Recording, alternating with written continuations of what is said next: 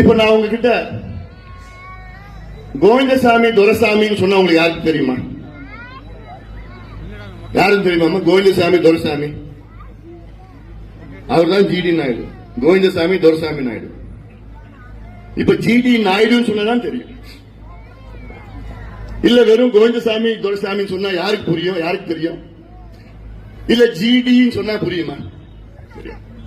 அந்த ஜிடி நாயுடு அப்படி பேர் சொன்னதான் மக்களுக்கு புரியும்.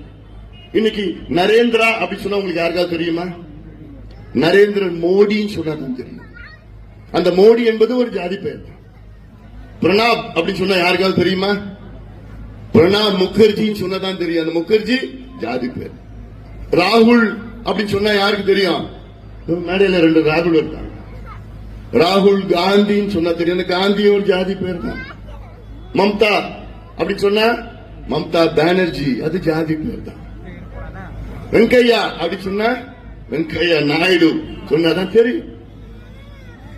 இப்படி அந்த காலத்திலிருந்து ஜாதி பெயரை பயன்படுத்தி தான் ஒரு அடையாளம் அது செய்தார்கள். ஆனா இன்னைக்கு அந்த பெயரை அழிச்சுட்டா ஜாதி அழிஞ்சிடுமா? ஜாதி ஒழிஞ்சிடுமா? இப்ப இதே திமுக 2-3 மாதங்களுக்கு முன்பு ரேஸ் கோர்ஸ் ரோட்ல அங்கே ஜிடி நாயுடு சாலைன்னு ஒண்ணு இருந்தது. இன்னைக்கு இருக்கு. அந்த ஜிடி நாயுடு சாலையில போயிட்டு அந்த நாயுடு பேர்ல கருப்பை பூசினாங்க. யாரு? இதே திமுக. இன்னைக்கு அதே பேர் தான் இன்னைக்கு மேம்பாலம் வச்சிருக்கிறாங்க. அப்போ என்ன, நீங்க சாயத்தை பூசுறீங்கன்னா ஜாதி போயிடுமா? ஜாதி அழிஞ்சிடுமா? ஜாதியை அழிக்க முடியாது. ஜாதியில் உள்ள வேற்றுமைகளை ஒழிக்க வேண்டும். ஜாதியால் நடைபெறுகின்ற அடக்குமுறைகளை அழிக்க வேண்டும், ஒழிக்க வேண்டும்.